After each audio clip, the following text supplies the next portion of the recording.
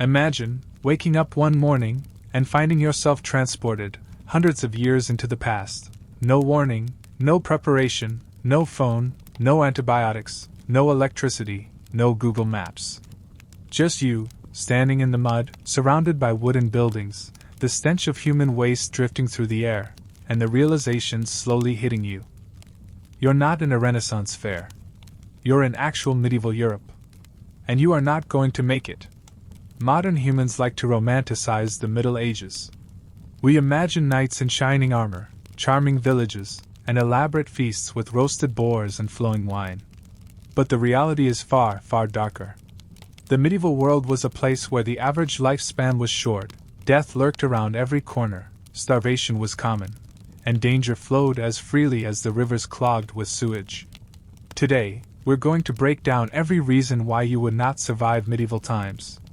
Not because you're weak, not because you're soft, but because you have been shaped by a radically different world, one with technology, medicine, infrastructure, laws, protections, and comforts that simply did not exist back then. This is not a story of you wouldn't thrive. This is about how you wouldn't survive long enough to even try. Let's begin. Section 1. Health and Hygiene.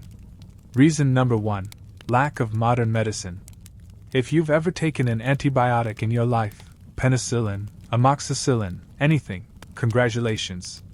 You have benefited from something medieval Europeans couldn't even imagine, a cure that actually works. In the medieval world, the concept of germs simply did not exist. The idea that invisible microorganisms cause disease wouldn't be discovered until the late 1800s. To a medieval doctor, illness was caused by bad air, unbalanced humors, sin or divine punishment, evil spirits, or sometimes simply fate. So imagine this: you get a small cut on your hand while preparing food or fixing a tool. Nothing big. You rinse it under tap water. Wait. There is no tap water. You wipe it on your shirt, hoping for the best. Within a few days, the area becomes swollen, red, hot, and incredibly painful. Today, you'd go to urgent care, get antibiotics, and move on with your life. Back then, you would probably die. Even a tiny splinter, an infected hangnail, or a scrape on your foot could turn into a catastrophic infection. Without antibiotics, your body is on its own. And in a world filled with bacteria, filth, and contaminated water, infections spread like wildfire. The medieval cure might be something like applying herbs, cutting the wound open further, pouring wine on it if you're lucky, applying poultices that were rarely sterile, or even cauterizing it with a heated iron, none of which reliably works. And the worst part? A traveling stranger with no social support, meaning you, would receive the least medical help. A local lord might get attention. A wealthy merchant? Maybe. But you, an unidentified outsider with no known family? You'd be lucky if anyone bothered to come near you at all. In the medieval world, medicine doesn't save you. It kills you faster. Reason number 2, poor sanitation. Let's talk about what the medieval world smelled like. Because the Middle Ages were not simply kinda dirty. They were catastrophically, unimaginably dirty. Picture this. You walk down a street paved not with stone, but with mud mixed with human waste. Chamber pots are emptied directly into the street. Animals wander freely, leaving manure everywhere. The rivers, where people draw drinking water, are also the rivers where tanners dump chemical waste, where butchers dump blood and guts, and where sewage flows untreated. Bathing isn't a regular habit. People might bathe once a month, once a season, or in some cases, once or twice a year. And that's if they're wealthy. The result? Disease spreads like fire through dry grass. Cholera, typhus, and dysentery were constant companions in medieval life. Diarrhea, a nuisance today, could easily kill you through dehydration. You would constantly be exposed to contaminated water, filth-covered hands, spoiled food, airborne pathogens, rotting garbage, dead animals, parasites of every kind. If you think getting food poisoning from undercooked chicken is bad, Imagine having no notion of food safety at all, combined with no refrigeration, limited cleaning, and flies landing on every surface. If you've ever had a stomach bug, think about that moment where you felt utterly miserable. Now imagine there is no medicine, no electrolyte drink, no clean water, no knowledge of hydration, and you're lying in a straw bed infested with lice. In the medieval world, sanitation alone might kill you within months. Reason number 3: inadequate dental care. Let's talk about your teeth. Because the medieval world certainly won't. Modern humans do a ton of dental maintenance without thinking about it. Toothpaste, toothbrush, dental floss, fluoride, regular cleanings, fillings, crowns, root canals, orthodontics, anti-whitening toothpaste, the whole spectrum. Now imagine all of that, gone. A medieval toothbrush might be a twig, a rough cloth, or nothing at all. Sugar consumption was lower than today, sure, but dental hygiene was so poor, and bread so coarse and gritty, that tooth decay was rampant. A toothache in medieval Europe wasn't annoying. It was a death sentence waiting to happen. An untreated cavity becomes an abscess. An abscess becomes a severe infection. The infection spreads to your jaw, bloodstream, or brain. Today, that's solved with antibiotics or surgery. Back then, the treatment was often ripping the tooth out with pliers, with no anesthesia, by a barber, in the marketplace, while everything around you is entirely unsterile. And if the tooth broke during extraction? Tough luck. The infection continues. Dental infections are one of the fastest ways a modern person would die in medieval times. You have zero immunity, zero dental expertise, and zero tools to prevent decay. Your teeth alone could end your medieval survival run. Reason number 4: high infant and maternal mortality. Now let's discuss childbirth. Even today, with modern fertility clinics, prenatal care, ultrasounds, sterile hospitals, trained doctors, and advanced surgical techniques, childbirth can still be dangerous. So imagine it. You are in a world where none of that exists. Childbirth in the Middle Ages was terrifying. Women died frequently during labor, not because of rare complications, but because every part of the process was risky. No antiseptics. No pain relief. No C-sections. No incubators. No fetal monitoring. No skilled physicians, mostly midwives with limited knowledge. Even something relatively minor, like prolonged labor, could cause the baby to die, followed by the mother dying from infection. And infants? They died at staggering rates. Estimates vary, but many historians believe 1 out of every 3 babies never reached adulthood. If you got sick during pregnancy? Tough luck. If you suffered complications? You died. In medieval times, nature played dice with your life. And it rarely rolled in your favor. Reason number 5: malnutrition and dietary deficiencies. Let's talk food. Modern humans have access to hundreds of ingredients: fresh fruits, vegetables, protein, supplements, vitamin-enriched products, clean water, varied diets. In medieval Europe, food was monotony. If you were a peasant, which you almost certainly would be, you ate bread, more bread, maybe some vegetables, occasionally cheese, occasionally eggs, rarely meat. Your diet depended entirely on your region and harvest. A bad winter? You starve. A plague that kills livestock? You starve. A lord raises taxes? You starve. Vitamin C deficiency leads to scurvy. Vitamin D deficiency leads to rickets, causing bone deformities. Protein deficiency leads to weakness, fatigue, and vulnerability to disease. A modern person, used to balanced nutrition, would deteriorate quickly. Your immune system, built on clean food, protein, and vitamins, would crash. You would become weaker, sicker, and more vulnerable to infection. And remember, you have no modern gut flora immunity to medieval bacteria. Everything you eat would upset your stomach. You wouldn't just be hungry. You would be malnourished. Reason number 6.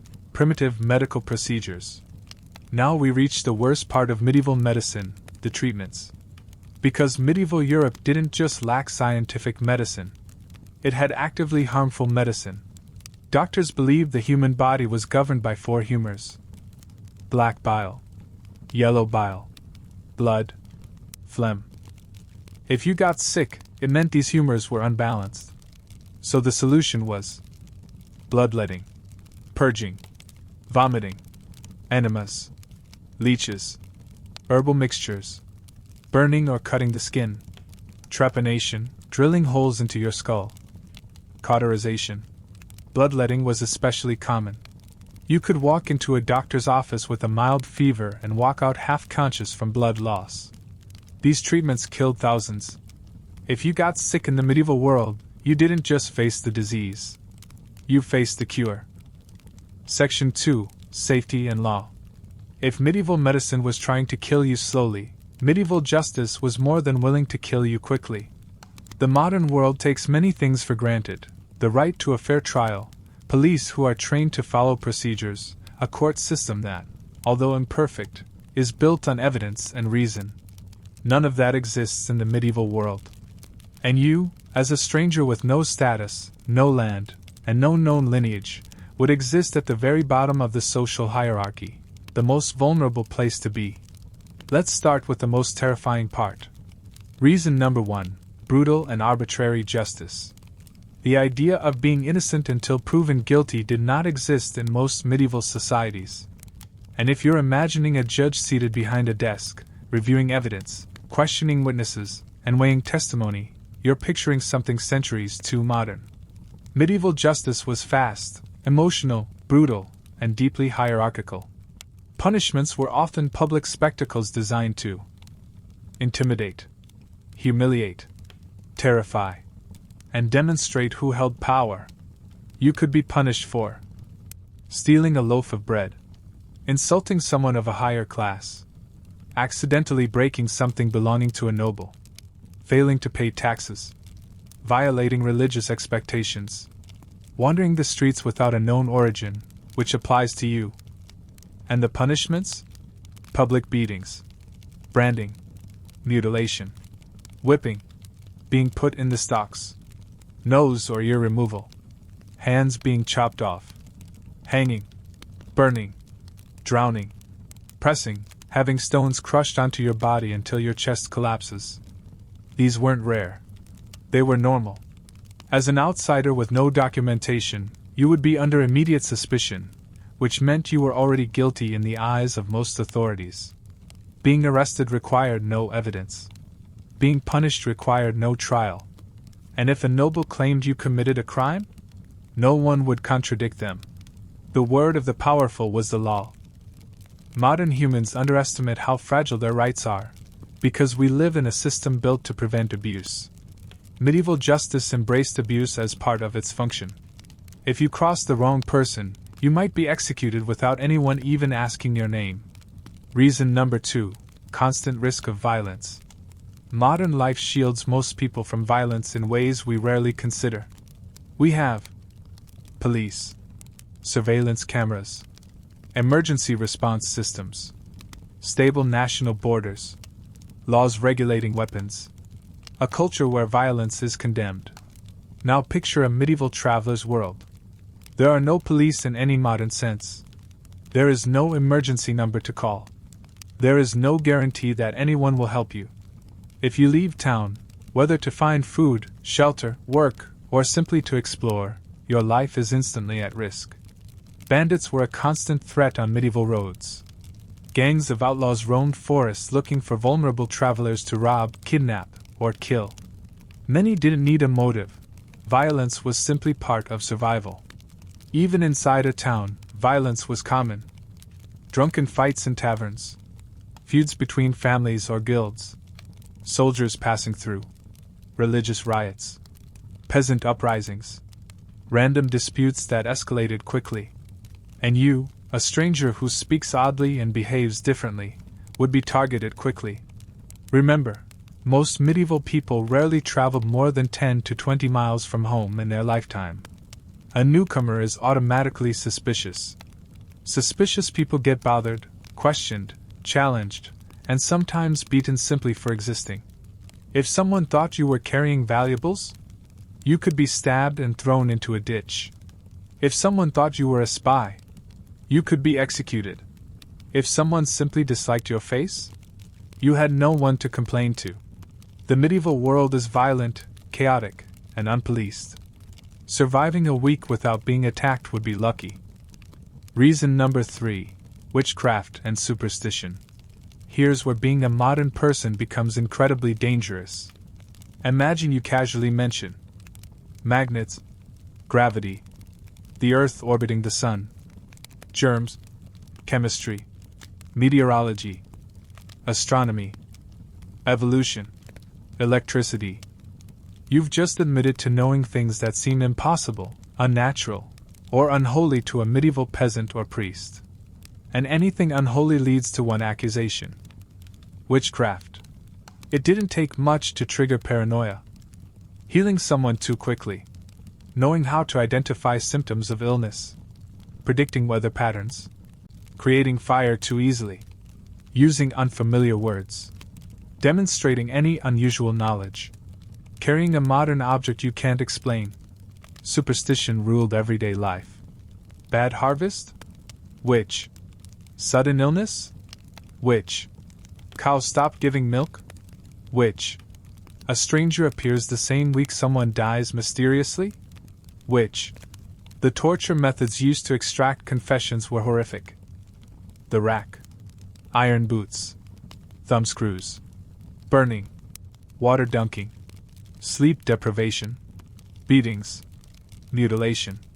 And you couldn't explain your way out of it, because the very act of explaining scientific knowledge would only further prove that you were consorting with dark forces. You might think, well, I'll just stay quiet. But even silence could be interpreted as guilt.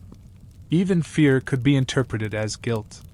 Even being an outsider could be interpreted as guilt. All it takes is one frightened villager pointing at you and saying the words, "I saw him do something strange." Your fate is sealed. Reason number 4: warfare and raids. Now let's talk about a heavier threat: organized violence. Medieval Europe was not peaceful. It was a patchwork of warring kingdoms, rival nobles, territorial disputes, and constantly shifting alliances. Wars erupted frequently, and when they did, they didn't just involve soldiers. Armies moved through civilian land like locusts, raiding farms, killing livestock, burning houses, stealing food, conscripting men, attacking women, taking slaves. If a conflict broke out, and you happened to be in the wrong town at the wrong time, your life could end in minutes. And as a modern person, you don't know how to fight with a sword. You don't know how to use a shield. You don't know how to march, drill, or obey medieval commands. You can't identify heraldry or factions. You don't know how to fortify a home or barricade a door. You can't predict where armies will go. Medieval warfare was brutal, slow, and indiscriminate. Soldiers rarely made distinctions between combatants and civilians. A raiding party would see you as free labor, free loot, or simply an obstacle. You'd have no training, no armor, and nowhere to hide. War wouldn't just be a background event. It would be a constant nightmare. Reason number 5: lack of personal documentation. Finally, one of the biggest dangers. You have no proof you exist. In a world without IDs, passports, birth certificates, or records, identity was tied entirely to family reputation, land ownership, known lineage. If you appear alone, with no family vouching for you, no recognizable accent, no papers, no lord claiming you as a subject, you are automatically a vagrant, a wanderer, a potential thief, a stray laborer, or a spy. Vagrancy was a crime in many medieval regions. A crime punishable by arrest, beating, forced labor, branding, imprisonment, or execution. If someone asked, Who is your lord? You wouldn't have an answer. If someone asked, which village are you from? You'd have none. If someone asked, where is your family? You'd have none to point to. And people didn't travel for fun. A stranger was nearly always bad news. Your lack of documentation alone could cost you your life. Part 3: Social, Economic, and Political Structure. The medieval world was not simply dangerous because of disease, violence, or poor living conditions. It was dangerous because the entire structure of society was designed to keep people locked into rigid roles. Everything, from your clothing to your profession to your status before the law, was dictated by your birth.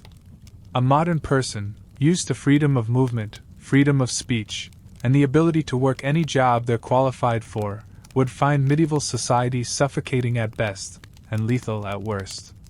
Let's break down the next major reason you wouldn't survive. You have no place in the system. Reason number 1: the feudal system.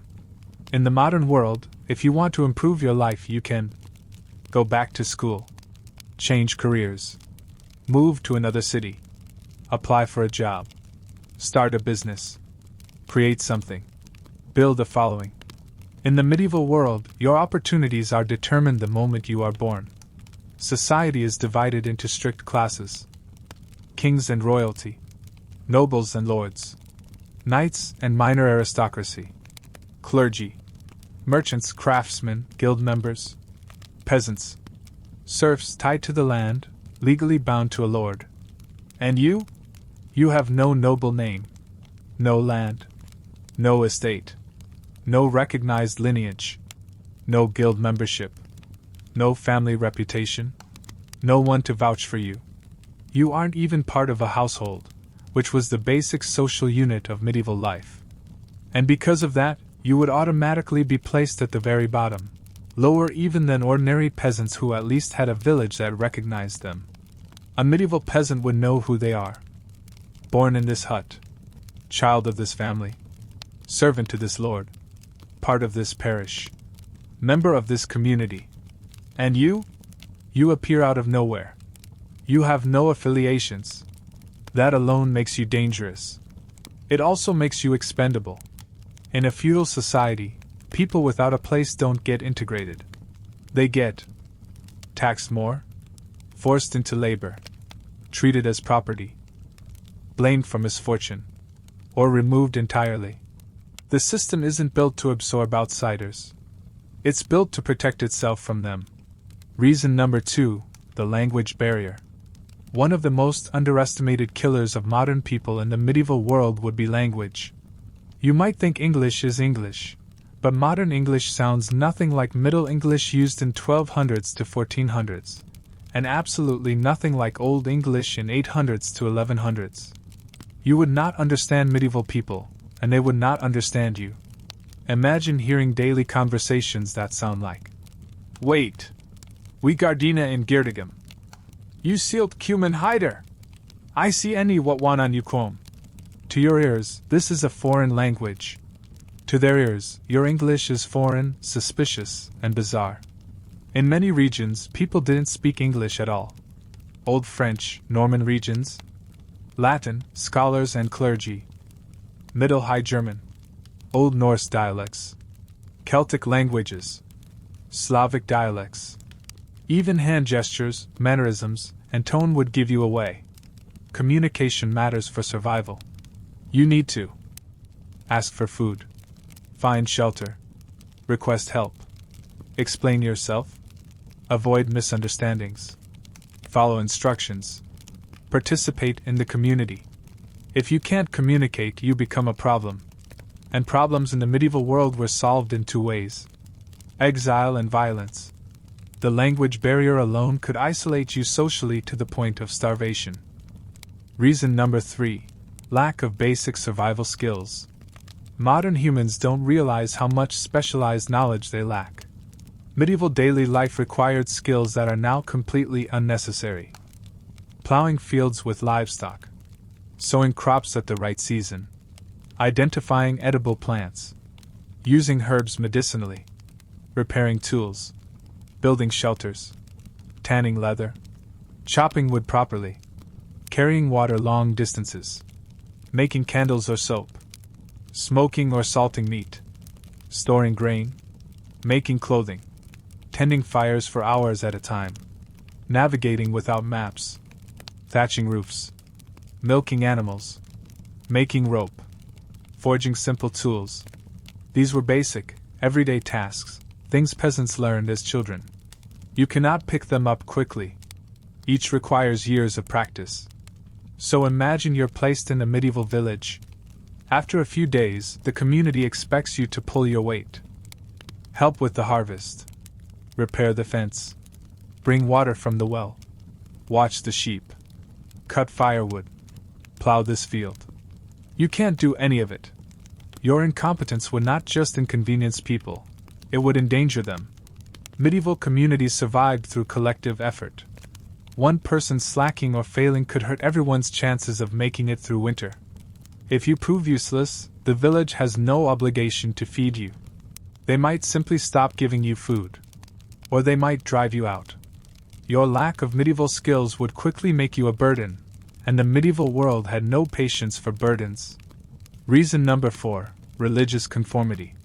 Religion wasn't just a belief system in the Middle Ages, it was the law, the culture, the moral authority, and the core of daily life. The church was the school system, the hospital system, the government advisor, the keeper of knowledge, the moral judge, the social enforcer, the controller of holidays, rituals, and community life. You lived by religious expectations or you didn't live at all. Even if you personally believe in a religion today, your modern habits would betray you. You don't cross yourself at the right times. You don't know which days are fast days. You don't know the rituals, prayers, feast days, or sacred customs. If you accidentally mention other religions, atheism, evolution, the Big Bang, anything contradictory to church doctrine, you could be accused of heresy. And heresy was not treated lightly. Punishments included imprisonment, torture, execution by burning. The Inquisition, particularly from the 1200s onward, actively hunted deviations in belief. Even a stranger with unusual ideas could be considered dangerous. You don't need to mean harm to be seen as a threat. You just need to talk like a 21st century person. And in medieval Europe, a single wrong word could end your life. Reason number 5, economic impoverishment. Finally, let's talk about money, because you won't have any. In a world before wages, universal employment, cash economies, credit, banks, labor laws, social mobility, job hunting, you have no way to earn a living. You don't belong to a guild. You don't have a craft. You have no tools. You own no land. You have no animals. You can't farm. You can't smith. You can't weave. You can't build. You don't even understand medieval currency. Most medieval wealth wasn't cash, it was land, livestock, grain, tools, clothing, stored food. You can't acquire any of that because you are a nobody. So you would be forced into begging, vagrancy, manual labor, if someone takes pity on you, or being absorbed into a household as near slave labor. And remember, vagrancy is illegal. A medieval town wouldn't support you out of kindness. There was no welfare system, no shelters, no organizations for refugees or migrants. If you cannot support yourself, the medieval world solution is simple. You're removed. Part 4. Daily life and resources. Even if you somehow avoided disease, violence, starvation, legal trouble, group suspicion, and social exclusion, the medieval environment itself would try to kill you. Daily life was not gentle. It wasn't comfortable. It wasn't predictable. Everything from the materials of buildings to the darkness of night worked against your survival. Let's break down the next set of reasons you wouldn't last long. Reason number 1. Fire is an ever-present threat. In the modern world, fire is predictable. You keep it in stoves, ovens, grills, candles, fireplaces, and everything is regulated, insulated, controlled. In the medieval world, fire is everywhere. Homes are made almost entirely of wood and thatch, the most flammable mixture imaginable. Cooking is done over open flames. Light comes from candles or oil lamps. Heating requires constantly feeding a fireplace. Sparks pop, embers fly, chimneys clog, and flames touch dry straw. One accident and an entire street can burn to the ground. Medieval towns suffered devastating fires constantly. London burned multiple times. So did countless other cities and villages. A single overturned candle could kill dozens. You, accustomed to modern appliances, would be extremely inexperienced with tending open hearths, controlling soot and smoke, managing sparks, storing firewood safely, fireproofing sleeping areas, avoiding stray embers in the dark, keeping children or animals away from flames. And because everything is dry, cramped, and poorly ventilated, even simple daily tasks carry huge risk. Imagine trying to cook in a smoky, dim kitchen with flames licking at a pot, hanging from a chain while the wind blows sparks back at you. Or sleeping under a thatched roof that could ignite from a single chimney spark. Fire isn't just a danger, it's part of daily life. And one mistake could doom not just you, but the entire village. Reason number 2, the harshness of weather. Now let's talk about something you've likely never experienced: true exposure to the elements. No insulated homes. No central heating. No HVAC. No waterproof thermal jackets. No modern winter boots. No heated blankets. No weather forecasts. Winter has teeth in the medieval world, and it bites hard. Peasants lived in single-room huts with dirt floors, gaps in the walls, and thatched roofs that leaked rain and snow. No insulation. No glass windows, just oiled cloth or shutters. During a medieval winter, you would be cold every day. Not chilly. Not uncomfortable. Cold in a way that creeps into your bones and stays there. Hypothermia would be a constant threat. So would frostbite. You'd shiver through nights that feel endless, huddled under rough wool blankets that barely help. In summer, the heat is just as deadly. No fans. No air conditioning. No ice. Heavy wool clothing. Intense sun exposure. Dehydration from hard labor. Your modern body, used to climate control, would struggle to adapt.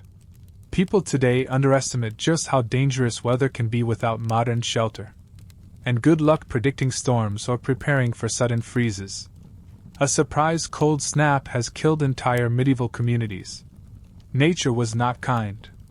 And the medieval world gave you no protection from it. Reason number 3, poor lighting. Before electric lights, the world was unbelievably dark.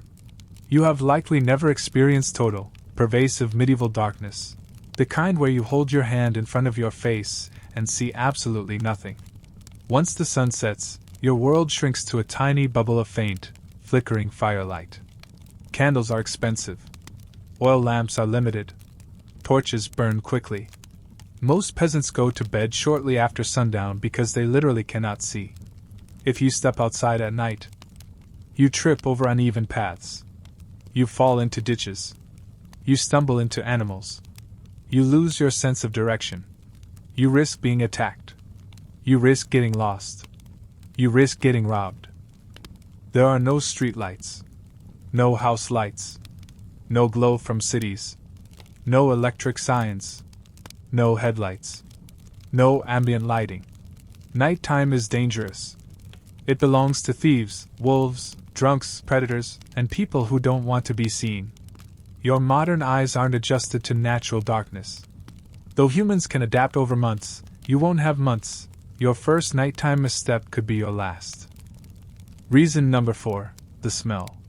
Now we address one of the most overlooked yet overwhelming aspects of medieval life, the smell. We take modern sanitation for granted. We expect daily showers, deodorant, clean clothing, garbage collection, waste treatment facilities, filtered water, breathable air. In medieval Europe, none of that exists. Human waste is tossed into the street. Animals defecate everywhere. Garbage piles up. Rotting food attracts vermin. Chamber pots are dumped out windows.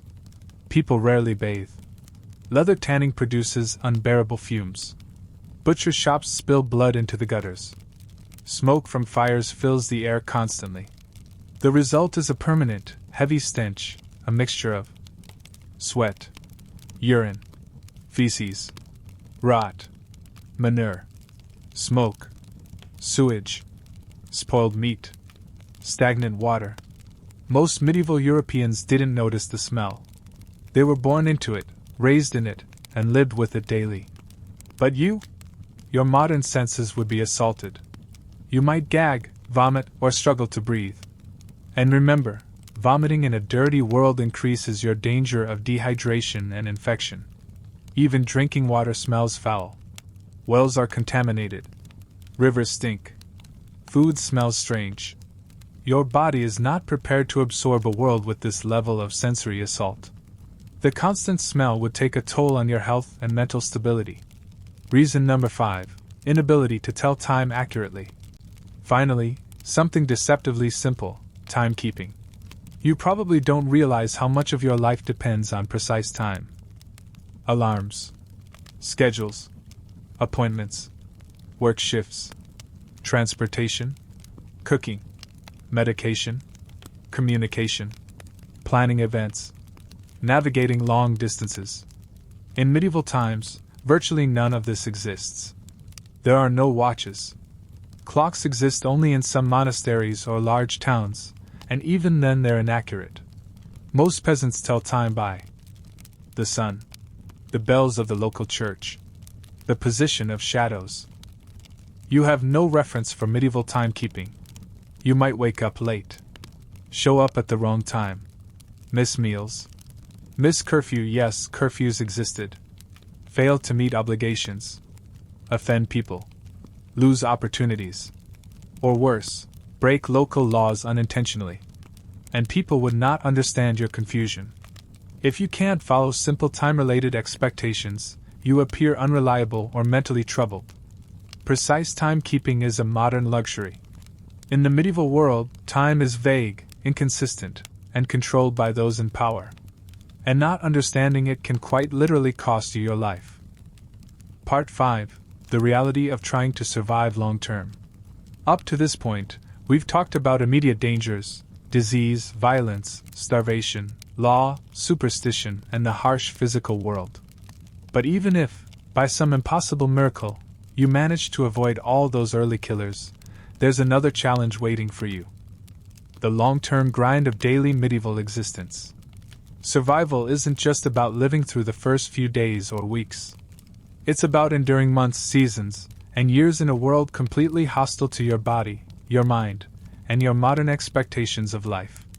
Let's explore what happens after the initial shock wears off, when you realize that the medieval world doesn't kill you one time. It tries to kill you continuously. Reason number 1. The slow erosion of your modern body. Even if you stay relatively healthy at first, your body is not built for medieval labor. A modern person, even a very fit one, generally trains muscles for controlled exercise, structured routines, machines and guided movements, short-term bursts of effort, predictable stress. The medieval world demands something different: repetitive, grinding, all-day labor, carrying water multiple times a day, chopping and hauling wood, kneading, grinding, lifting, pulling, walking miles every single day, sleeping poorly, eating poorly, working through pain and sickness. Modern humans simply aren't conditioned for this. If you attempted a medieval day's work, let alone a medieval week, your body would start failing fast.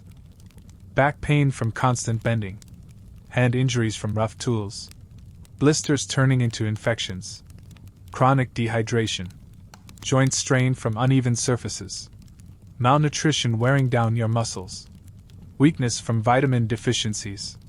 Every day, you'd grow more exhausted. Every day, physical tasks would grind you down a little more. And in the medieval world, weakness is dangerous. Because nobody has time or resources to care for someone who can't keep up. By winter, you might be too weak to chop wood, haul water, or even stand outside for long without shivering violently. The medieval world demands a body shaped by childhood labor. You didn't grow up in that world. Your body is out of its element. And that will catch up with you. Reason number 2, the psychological collapse. We've discussed the physical threats. But the medieval world also brings psychological stresses that modern humans are not built to handle. Imagine constant hunger, constant cold, constant fear of illness, constant suspicion from others, no privacy, no comfort, no entertainment, no music except chanting and folk songs, no books unless you're wealthy or a monk, no internet, no news, no communication with the outside world, no friends, no familiar culture, just hard labor, a rigid hierarchy, and a daily fear that something, anything, might go wrong. Your mental health would deteriorate rapidly. Modern humans are used to personal space, guaranteed meals, predictable routines, individual rights, the ability to speak freely, entertainment, contact with friends and family, therapy if needed, digital distractions, modern medicine for anxiety and depression, all gone. Instead, you'll face isolation, boredom, hopelessness, paranoia, religious pressure, social repression, fear of punishment, physical exhaustion, insomnia from cold and discomfort, traumatic experiences with sickness, violence, and death. And remember, you can't talk about your feelings. There's no concept of mental health. There's no one to confide in. There's no cultural understanding of anxiety or trauma. You'd be considered strange, weak, or possessed. The medieval world crushes modern minds. It demands emotional endurance that few modern people have ever had to develop. And that psychological collapse can lead to dangerous mistakes, social withdrawal, or behavior that gets you punished. Reason number 3, social isolation and the community problem. Medieval communities were tight-knit, suspicious of outsiders, and deeply dependent on each other. Life was fundamentally communal. Everyone contributed. Everyone belonged to a known family. Everyone had a role. You have none of those things. Over time, this becomes increasingly dangerous. You will always be the stranger. Even if you learn the language eventually, even if you make some acquaintances, even if you behave exactly as expected, people remember that you came from nowhere. Suspicion fades slowly. In many cases, it never fades at all. You will always be the first suspect when things go wrong. Illness outbreak? The outsider brought it. A cow dies? The outsider is cursed. Someone disappears? The outsider did it. Food supply runs low? The outsider ate too much. A child gets sick? The outsider gave the evil eye. Medieval villagers often blamed misfortune on scapegoats. Outsiders were perfect scapegoats. And because you don't have family or allies, nobody defends you. You have no social safety net. If you get injured, no one comes to your aid. If you collapse from exhaustion, no one carries you home. If you get sick, no one sits by your bedside. If you're robbed, no one helps you recover. If you're accused, no one testifies for you. And if you die, no one mourns you. You're just another anonymous stranger lost to misfortune. Reason number 4, medical crises you aren't ready for. Even if you survive the early weeks, your body is still fragile by medieval standards.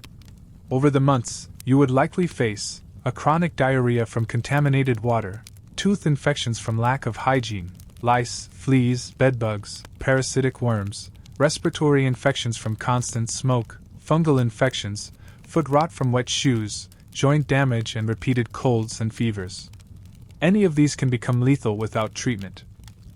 Even something as simple as a twisted ankle, common on uneven medieval roads, could leave you unable to work, unable to move, and unable to survive. A sprained wrist might prevent you from chopping wood or carrying water. A minor cut could become septic, A broken bone would be a near-guaranteed death sentence. The medieval world doesn't allow for weakness or recovery. Even temporary disability can mean starvation. Reason number 5. The slow death of a modern identity. After months of struggling to integrate, you'd lose major parts of your identity, your personality, your humor, your creative interests, your intelligence, your habits, your sense of autonomy, and your sense of self. Because none of these things matter in a world where survival is everything. Modern life encourages individualism. The medieval world crushes it under obligation. You wouldn't have time for hobbies, curiosity, discussions, personal expression, exploring passions, thinking about your future, developing as a person. Your mind would also be consumed by hunger, pain, cold, fear, exhaustion, confusion, strict routines, and religious pressure. Eventually, you would stop being you. Your modern identity, your personality shaped by education, freedom, diversity, technology, and opportunity, would erode until you became a shell, living day to day, barely enduring. For many modern people, that psychological erasure would be the true death, long before the physical one. Part 6. Weather, darkness, and the daily struggle against nature. Even if you've somehow survived disease, suspicion, malnutrition, fear, and the grinding weight of daily life, there is another layer of danger constantly pressing in on you: the natural world itself. We don't think of nature as hostile today. We have heating, insulation, electricity, weather forecasts, rainproof clothing, and global supply chains. But in the medieval world, nature does not tolerate weakness. Nature is not beautiful. Nature is not peaceful. Nature is the enemy. Let's explore how the medieval environment would break you down season after season. Reason number 1. The unrelenting cold. In the medieval world, cold is not just uncomfortable, it is deadly. Modern people are used to things like central heating, insulated homes, thermal clothing, hot showers, weatherproof boots, blankets made of synthetic fibers, heated vehicles, indoor workplaces. Now imagine all of that stripped away. You are living in a structure that is made of wood, mud, or wattle and daub, has gaps in the walls, has no insulation, has a floor made of dirt or rough planks, loses heat almost instantly, leaks cold air through every crack, has windows covered by wooden shutters or animal skin. In winter you're cold all the time. Cold when you wake up. Cold when you work. Cold when you go to sleep. Cold when you breathe. And the fire, your only heat source, is smoky, slow to start, difficult to maintain, dangerous if left unattended, and unable to heat more than a few feet around it. Your fingers ache constantly. Your extremities go numb. Your breath condenses in the air indoors. Frost forms on the inside walls. Hypothermia becomes a daily risk, even inside your home. And if you run out of firewood, if you miscalculate, if the winter is longer than expected, if you're too exhausted to gather enough, you will freeze. Medieval winters routinely killed thousands. A modern person is not ready for that. Reason number 2. The heat of summer. And just as winter brings cold and hunger, summer brings its own dangers. In the medieval world, summer heat is oppressive, humid, relentless, inescapable. There is no air conditioning. No shade from tall buildings. No breathable fabrics like modern synthetics. No cold water waiting for you in a fridge. No electrolyte drinks. No sunscreen. You work in the fields under direct sun for hours, wearing layers of rough, heavy, itchy wool or linen. You sweat constantly, but you can't wash easily. Dehydration is extremely common. Heat stroke can kill you in an afternoon. Your entire body becomes sticky with grime, chafing, lice, and sweat. And at night you don't cool down. There's no fan. No cross breeze if the air is still. No way to escape the heat except by endurance. Summer is every bit as deadly as winter. Reason number 3. Unexpected storms, floods, and natural disasters. Medieval people lived at the mercy of weather because they had absolutely no forecasts. Storms came without warning. Floods arrived suddenly. Windstorms tore down houses. Lightning fires wiped out villages in minutes.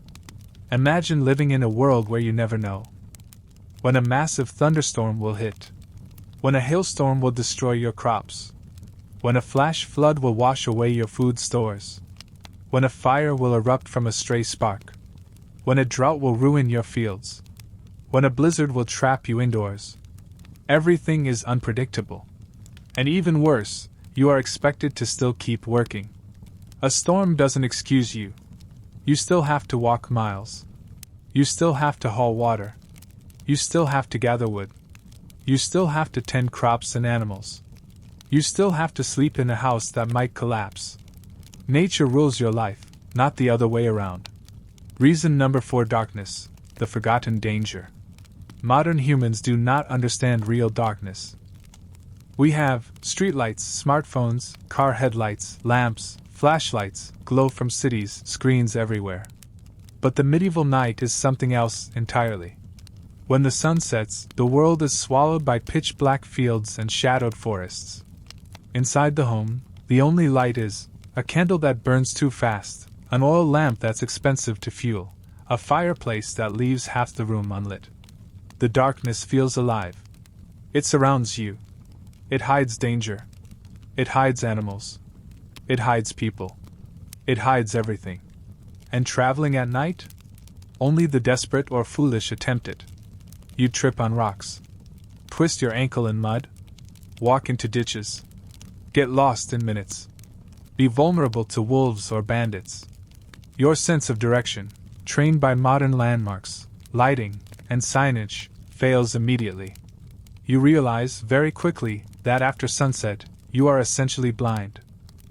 Reason number 5: exhaustion from the sheer physicality of everything. Every moment of medieval life requires effort. There is no easy chore. There is no convenience. Everything wastes energy: getting water, carrying water, chopping wood, hauling wood, making a fire, and grinding grain. Even resting is uncomfortable, because your bed is stuffed with straw, is crawling with insects, is damp, is cold, is too hard, or too soft, or uneven, and has animal furs that retain smell. You wake up exhausted. You work until you're exhausted.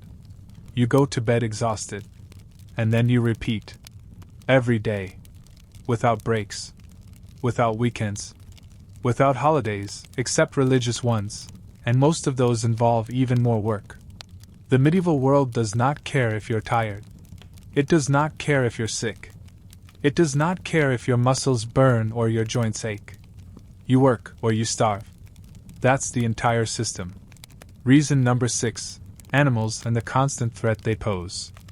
Modern people romanticize medieval animals: cows grazing, sheep wandering, chickens pecking. But medieval animals are not cuddly. They are poorly controlled, unpredictable, unvaccinated, aggressive when provoked, a danger if you don't know how to handle them. A cow can kick your ribs in. A horse can crush your foot. A pig can bite through your hand. A rooster can attack your legs. A dog can carry rabies. And remember, you don't have gloves, boots, or training. You don't know how to tie a horse. You don't know how to milk a cow. You don't know how to herd sheep. You don't know how to move geese without being bitten. Every encounter with an animal is a risk. And if you're bitten, there is no modern treatment. An infected wound, even a mild one, can kill you. Animals were not medieval pets. They were tools and commodities. And they were dangerous. Part 7: Food, Water, and the Constant Battle Against Starvation.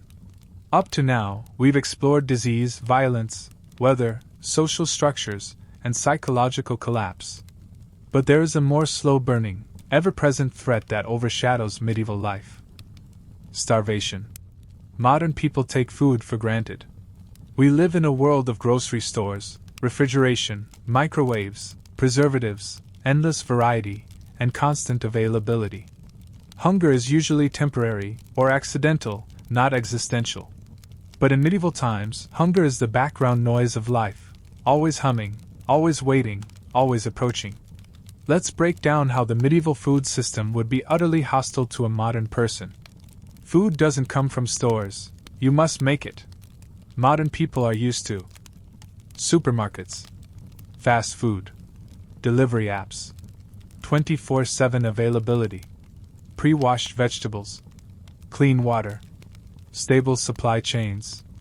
A modern person likely knows none of the following skills: preserving meat with salt, smoking fish, butchering animals, feeding livestock, preventing spoilage, spotting food contamination. Every meal requires labor. Every ingredient requires labor. If you don't work, you don't eat. A medieval family spends hours every day collecting, preparing, and protecting food. A modern person would have no idea where to begin. Medieval diets are monotonous and nutrient deficient. The typical medieval peasant diet consists of bread, porridge, watery ale, onions, cabbage, beans or peas, occasional eggs, rare bits of aged cheese, sometimes dried fish, meat only on special occasions. That's it. No citrus. No fresh fruit except during harvest season. No year-round vegetables. No sugar except as a luxury. No spices except salt, if you can get it. No variety, no balance, no treats. A modern person would face constant cravings, vitamin deficiencies, chronic hunger, fatigue, weakened immune system, muscle loss, the lack of vitamin C, scurvy, the lack of vitamin D, rickets, the lack of protein, muscle wasting, the lack of B vitamins, nerve issues, the general malnutrition, constant sickness. You wouldn't just feel hungry. You would feel weaker, slower, colder, and foggier every week. Your body would collapse under nutritional starvation long before anything else kills you. Water is almost always contaminated. Modern people drink filtered water, bottled water, chlorinated tap water, sterilized beverages, sealed drinks, safe liquids.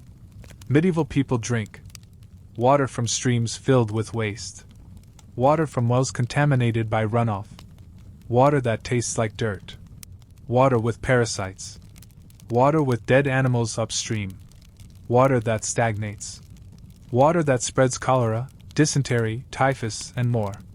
Most medieval villages rely on weak ale, weak beer, boiled herbal infusions, because plain water is simply too dangerous to drink regularly. A modern person, not knowing this, might drink straight from a well or stream and doom themselves immediately. One drink, one gulp, one cup of contaminated water could cause violent diarrhea, dehydration, fever, vomiting, rapid bacterial infection, death within days. And even if you learn not to drink it, you still have to wash in it, cook with it, clean with it. Every interaction risks sickness. Medieval food spoils fast. There is no refrigeration, no plastic, no sealed containers, no preservatives. Food spoils quickly because rodents get into storage, insects burrow into grain, mold grows everywhere. Salted meats still go bad. Dairy spoils in hours. Bread molds in days.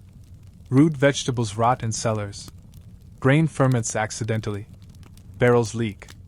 You could open a sack of flour and find larvae, mouse droppings, mold, maggots, and roaches. And you have two choices.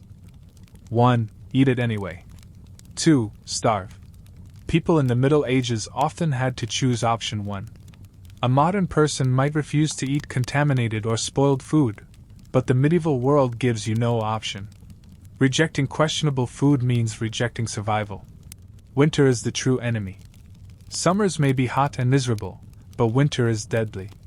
The medieval winter is a food shortage, firewood shortage, cold exposure crisis, isolation period, test of rationing, battle against starvation. Your entire year revolves around preparing for winter. If you fail, you die. Modern people do not know how to preserve vegetables properly, dry herbs, salt or smoke meats, store grains so they don't mold, Ration food to last months. Keep rodents out of stores. Prevent barrels from freezing. Plan long-term survival. Winter is not a season. It is a predator. And if you enter winter unprepared, which you will, your death is almost guaranteed. Slow starvation is one of the most common medieval killers. Animals provide food and danger. You might think, I'll eat eggs and milk. But medieval livestock is nothing like modern farm animals. Cows produce far less milk. Chickens lay fewer eggs. Goats are unpredictable. Sheep are small and wild. Pigs can be vicious. And you don't have the skills to handle them safely. Without training, you risk getting kicked, getting bitten, harming the animal, losing valuable food, angering the owner, injuring yourself from mishandling. You're not a farmer. You're not a butcher. You're not a milkmaid. You're not a shepherd. These roles take years to learn. And remember, one mistake that injures livestock could lead to accusations, punishment, or expulsion, because animals are precious property. Famine is always one bad year away. Even if you do everything right. Even if you work hard, learn fast, and obey every rule. A single bad harvest can wipe out your survival. Too much rain, mold. Too little rain, crop failure. An early frost, ruined fields. A storm, flattened grain. A plague of pests, empty pantries. A harsh winter, dead livestock. And famine doesn't kill politely. Famine kills through weakness, disease, cannibalism in extreme cases, robbery, violence, mass migration, social breakdown. A modern person has never known real famine. Most cannot even imagine it. But in the medieval world, famine is a recurring visitor. And when it comes, you, already weak, already malnourished, already isolated, are among the first to die. Part 8: Injuries, Accidents, and the Brutal Reality of No Modern Medicine. By this point, you've survived disease, hunger, cold, suspicion, darkness, lack of skills, and the overwhelming misery of medieval daily life. But even if you are careful, very careful, something else is waiting for you. Accidents. Not murder. Not plague. Not starvation. Not war. Just normal, everyday accidents. In the modern world, a sprain means a week of rest. A cut means a bandage and some antibiotic ointment. A burn means running cold water and maybe a trip to urgent care. A broken bone means a cast and some painkillers. An infection means antibiotics. A concussion means medical scans and monitoring. In the medieval world, a sprain can end your ability to work. A cut can become infected and kill you. A burn can cripple you. A broken bone often heals incorrectly or not at all. An infection nearly always leads to death. A concussion might be untreatable brain trauma. You don't need to be attacked or sick to die. You just need to make one mistake. Let's explore the kinds of everyday injuries that would be catastrophic for a modern person dropped into medieval life. Minor cuts are a death sentence in disguise. In a world without soap, sterile bandages, disinfectants, antibiotics, and clean water, even the smallest cut is dangerous. While working, you will inevitably get small cuts. But these cuts are exposed to dirt, animal waste, human waste, bacteria, parasites, contaminated water, and insects landing on them. A small wound quickly becomes swollen, hot, painful, and fever-inducing. This is sepsis. And in the medieval world, sepsis kills almost everyone. A modern person might ignore a small cut. In the Middle Ages, that cut might be your final mistake. Burns are constant and often fatal. You will probably get burned. Cooking involves open flames, unstable pots, boiling water, and burning logs. Homes are cramped. People move quickly. Children run around. Animals brush past you. And if the fire flares suddenly, or a pot tips, or a coal falls, burns become infected, gangrenous, crippling, and permanently disabling. Even a small burn, without sterile care, can kill you. And worst of all, burns were often treated with grease, wine, herbs, or hot irons, methods that often made things worse. Broken bones are a one-way trip toward disability. Imagine you slip on mud, fall off a cart, trip in a dark home, twist your ankle in a ditch, get kicked by an animal, fall while gathering firewood, stumble on uneven cobblestones. Medieval reality. Congratulations, your life just effectively ended. A broken arm means you can't work, you can't carry water, you can't defend yourself, you can't gather firewood, you can't cook properly, and you can't contribute to the community. A broken leg means you can't walk, you can't work the fields, you can't gather food, you can't escape threats, and you can't survive winter. Without mobility or labor capacity, you starve. Or the community stops supporting you. Or you are simply left behind. Also, medieval bone setting is extremely primitive. Bones often heal crooked, twisted, shortened, or painfully misaligned, meaning you become permanently disabled. And in a survival-based society, the disabled often die. Eye injuries are irreversible and common. You have no modern eye protection.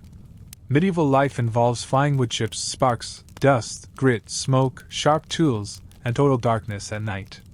One wrong angle and you could scratch your cornea, get smoke damage, be hit by debris, be blinded in one eye. Any eye infection is catastrophic because there is no treatment. If you lose one eye, your depth perception disappears. And losing that means you're far more likely to misjudge distance, trip, missteps, fall, injure yourself. It becomes a spiral of decline. Many medieval people survived with one eye. But none of them were dropped into the environment unprepared, but you would be.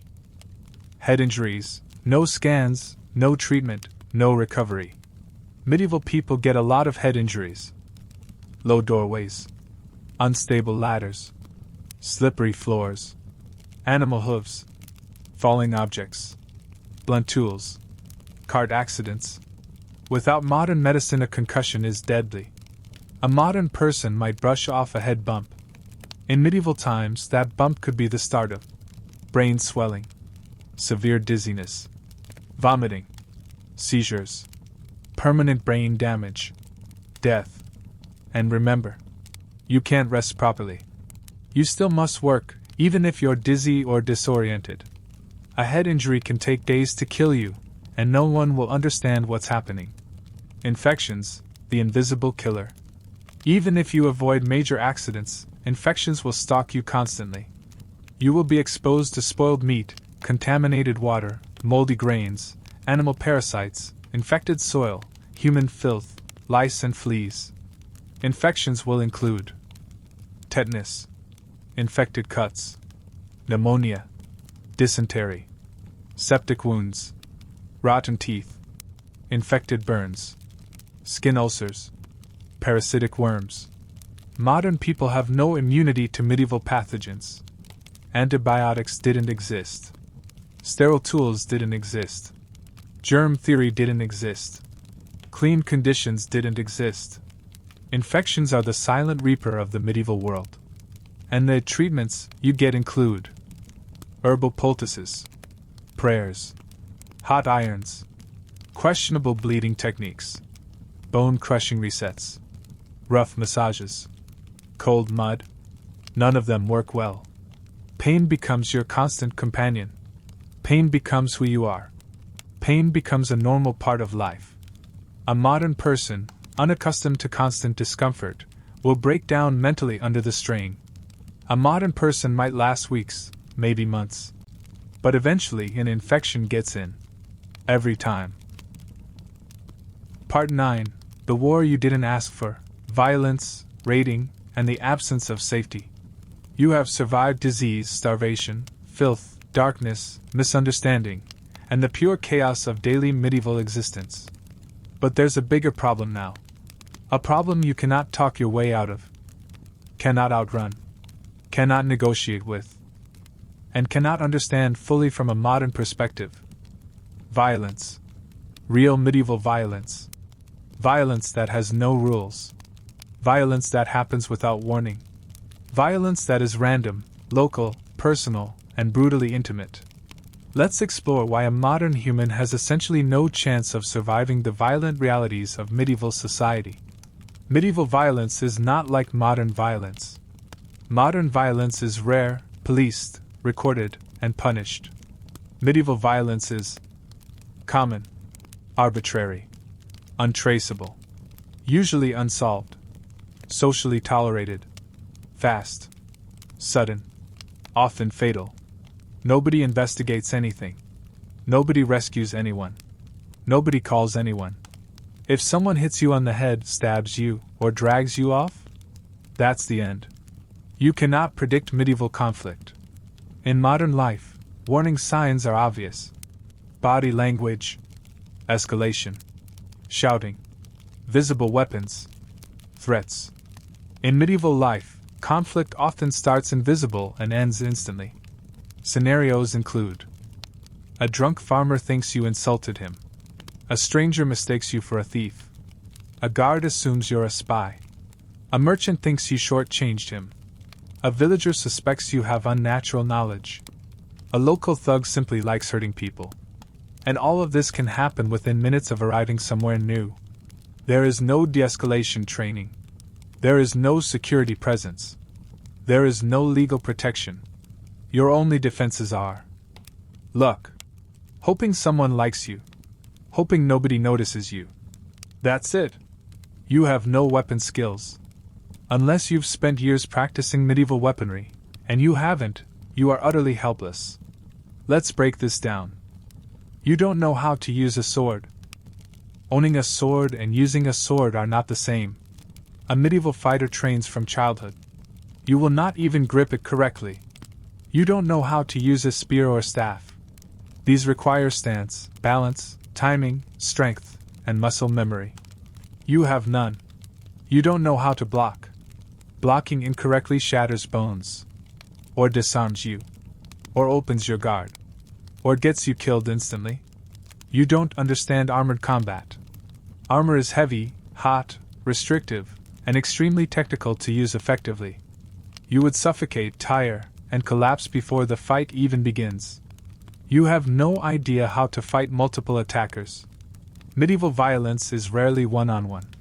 It's 3 drunks, 2 guards, 5 bandits, a mob, a group of bored youths. You cannot win.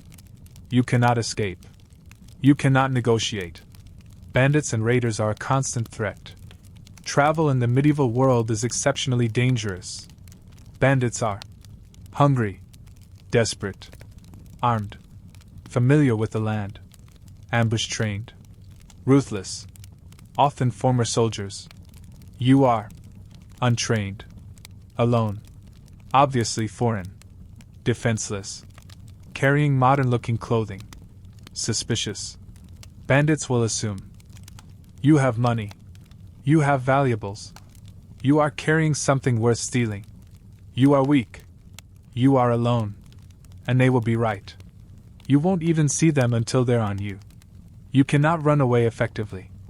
Medieval terrain is uneven, muddy, full of holes, rocky, obstructed, forested, unfamiliar.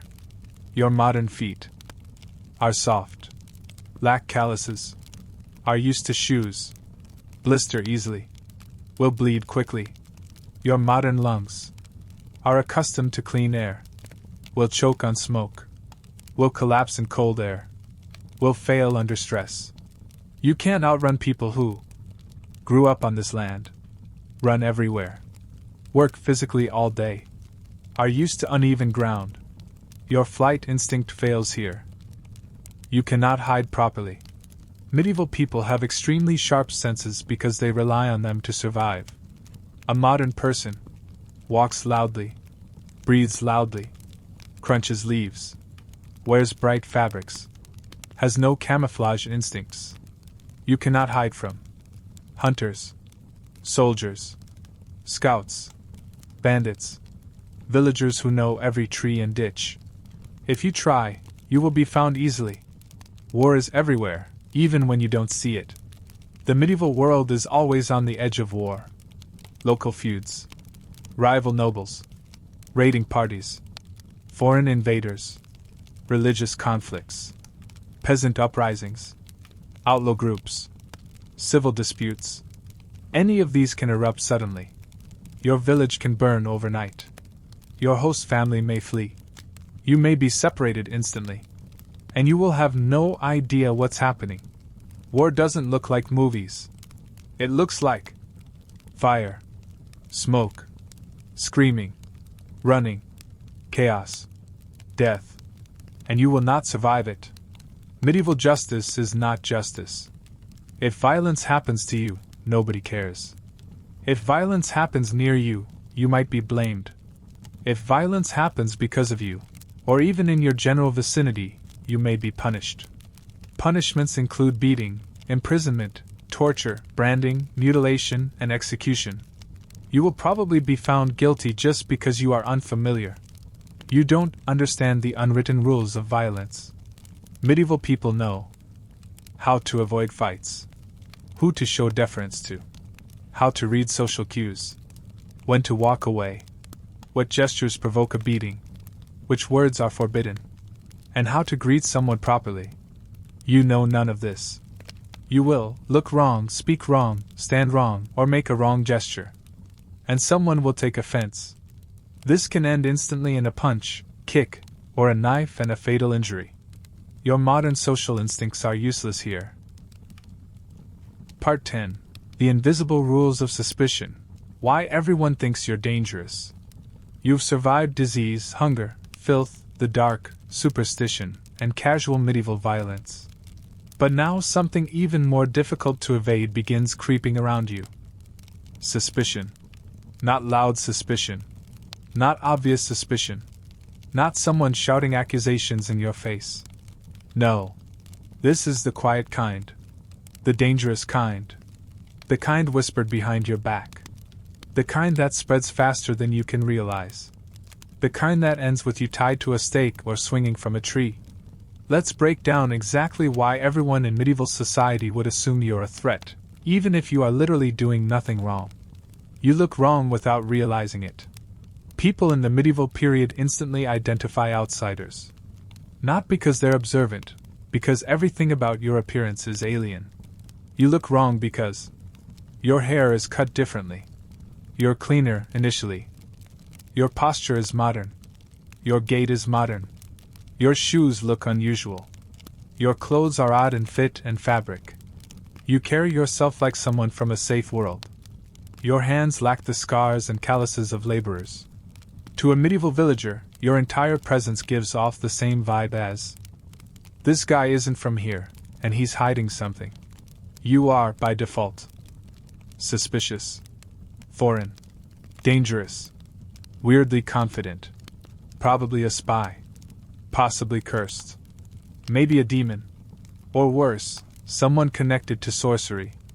And none of these assumptions work in your favor. You speak in a way that makes you sound possessed. Your modern speech patterns are completely alien. Your vocabulary is too large. Your grammar is too smooth. Your rhythm and cadence don't match medieval dialects. Your phrases sound foreign. Your slang is incomprehensible. Your pronunciation of common words is unrecognizable. Your tone seems educated. Imagine trying to explain anything. You say, I don't want any trouble. To them that sounds like foreign spy, outsider, demon mimicry, or a madman. Even your voice is suspicious. Modern speech is more confident, more upright, more open. Medieval speech is mumbled, quiet, deferential. Your tone alone sounds like arrogance. That's a dangerous look. You ask the wrong questions. In modern life, asking questions is normal. In medieval life, asking the wrong question at the wrong time is threatening, is nosy, is suspicious, implies espionage, implies sorcery, implies ulterior motives, can get you accused of seeking forbidden knowledge. For example, you ask, do you know what year it is? They hear, do you follow some weird foreign calendar? Are you testing me? Are you trying to trick me? Is this a riddle? Is this witchcraft? Or worse, why does he not know the year? Only demons play dumb. Simple curiosity becomes dangerous instantly. Your lack of identity means you're a criminal. In a medieval world where you need a family name, a village of origin, a local lord, a parish church, a known trade, a web of social references. You have none of these. If someone asks, "Whose man are you? Who is your lord?" and you have no answer, that alone is enough to consider you a runaway serf, a thief, a deserter, a foreign agent, a vagabond, a criminal. There is no concept of traveling for fun, backpacking, exploring, relocating, moving to find opportunity. If you travel without belonging to someone, you are suspicious. People think you're hiding something, because everyone who travels is. In medieval society, ordinary people rarely travel farther than 10 miles from where they're born. Those who do travel often fall into one of these categories: mercenaries, spies, criminals, pilgrims with documents, runaway peasants, traveling merchants with caravans, fugitives from justice, agents of rival lords.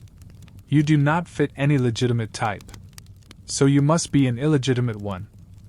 To them, your very ability to walk freely, alone, without escort or permission is basically screaming, "I am hiding my true identity." You accidentally break social norms constantly. You commit suspicious acts without meaning to. You look people in the eye too confidently. You stand too close to some people. You stand too far from others. You gesture with your hands, which seems strange. You ask questions. You don't bow enough. You bow too much. You laugh at the wrong time. You don't laugh when they expect it. You smile too often. Smiling at strangers is not normal behavior.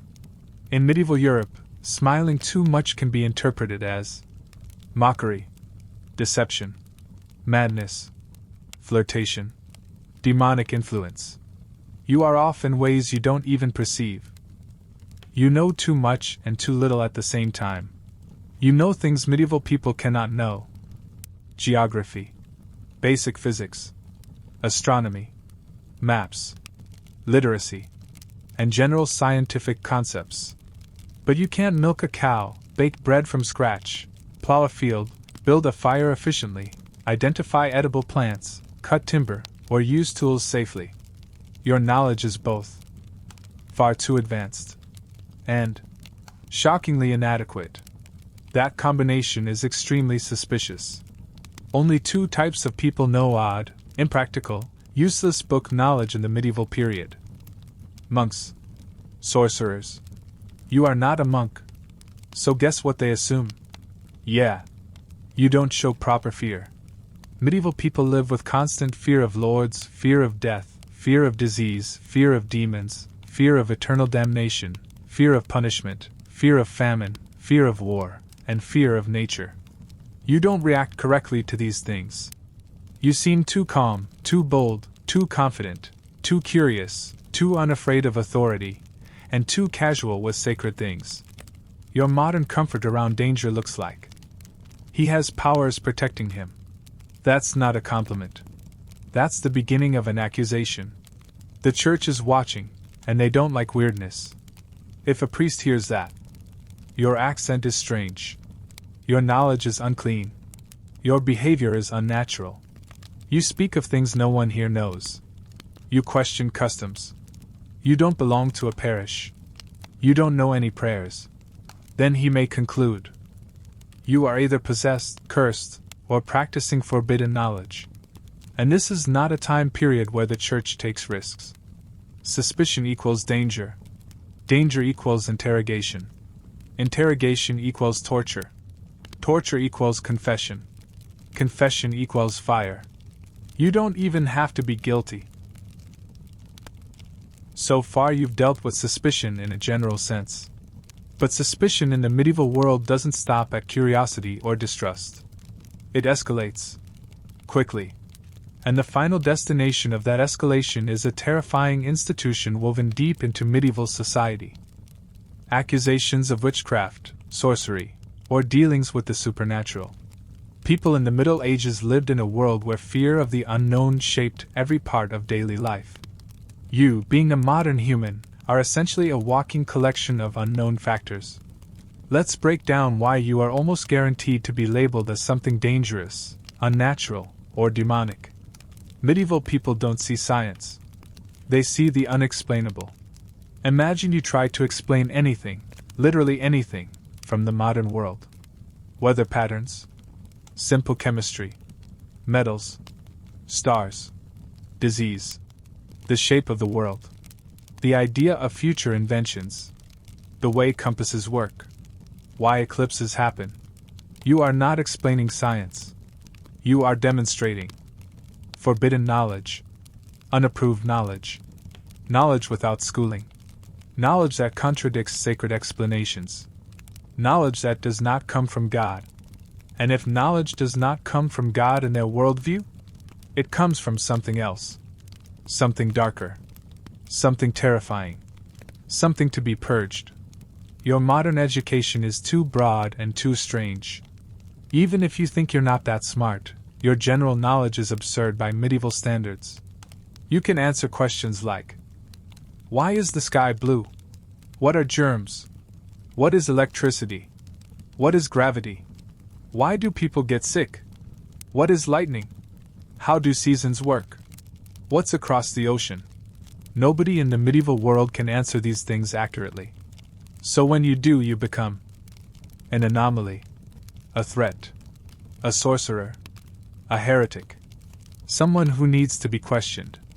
Even your ability to read and write fluently is suspicious. Only about 5% of the population is literate, mostly priests, scribes, and nobles. A random stranger showing literacy? That's borderline supernatural. You don't understand their cosmology, and that alone is suspicious. Medieval people don't divide knowledge into categories like modern people. There is no separation between science, religion, medicine, astrology, demons, natural philosophy, folklore. Everything is part of one interconnected worldview. If you contradict part of it, you contradict all of it. Example. You say, the earth is round.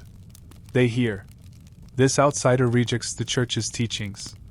You say, disease is caused by germs. They hear, he denies God's will. You say, stars are distant suns. They hear, he spreads dangerous ideas. Your truth is their blasphemy. And blasphemy is never harmless. Simple modern knowledge is interpreted as magic. You could innocently mention magnets, compasses, glass lenses, soap chemistry, fermentation, nutrition, the concept of electricity. Every one of these would be understood as sorcery, alchemy, enchanted items, demonic tools, unnatural artifacts.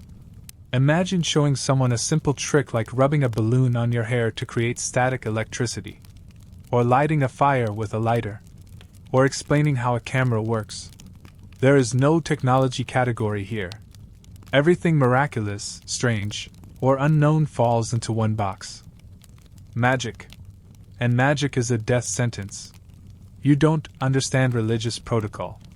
Even if you aren't trying to cause trouble, your ignorance is lethal.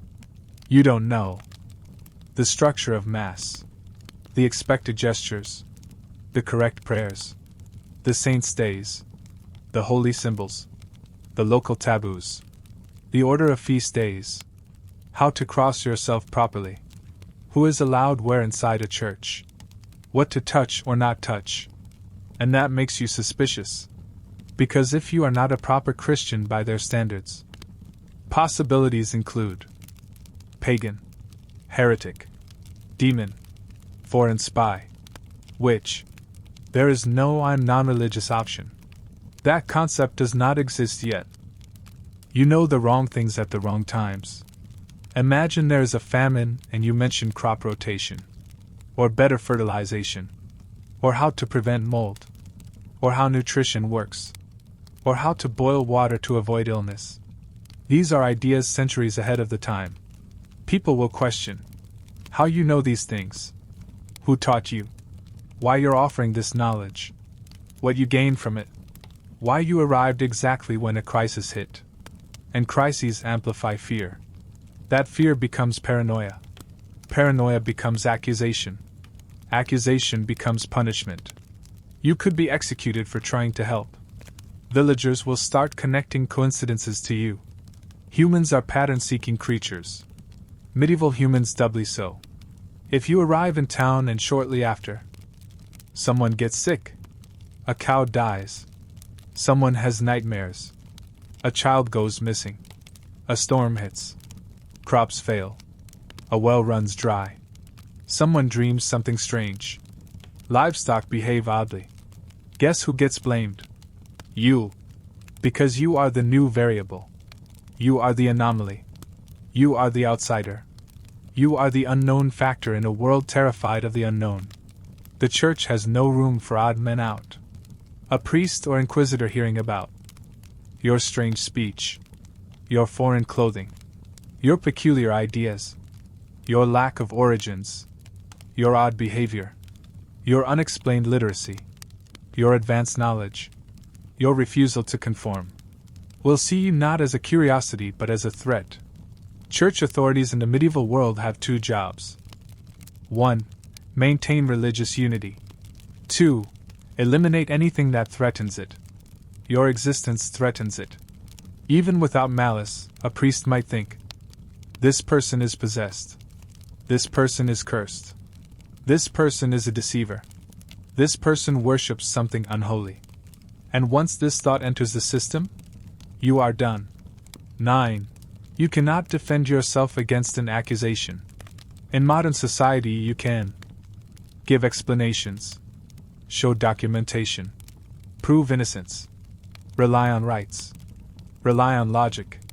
None of this exists here. Medieval accusations rely on rumors, testimonies, fear, hearsay, dreams, interpretations, pressure from neighbors, and they often end with torture, forced confession, execution. You cannot talk your way out of it. You cannot negotiate. You cannot explain. The more you talk, the stranger you seem. And the stranger you seem, the more certain they become. Part 12. Raids, Wars, and the Nightmare of Being Untrained in a World Built on Combat. Up to this point, you've dealt with the slow-burn dangers of medieval life. Disease, suspicion, hunger, filth, superstition. But now you face something much more sudden, much more overwhelming, and much more catastrophic. War. Not modern war. Not industrial war. Not long-range, strategic, drone-guided war. Medieval war. Where combat is intimate. Where destruction is personal. Where the front line is everywhere. Where you don't join the fight comes to you. Let's explore why a modern, untrained human has effectively zero chance of surviving the violent world of medieval raids and warfare. Warfare in the Middle Ages is not occasional, it's constant. Modern people think of war as exceptional. In the medieval world, war is the weather. It comes and goes. It's always around in some form. It's woven into the political fabric of daily life. There are border feuds, noble rivalries, inheritance disputes, tax uprisings, peasant rebellions, raids for resources, religious conflicts, mercenary bands, outlaws roaming during hard times, and any one of these can erupt into violence without warning. For you, that means you are constantly in a war zone without realizing it. You would have no warning system.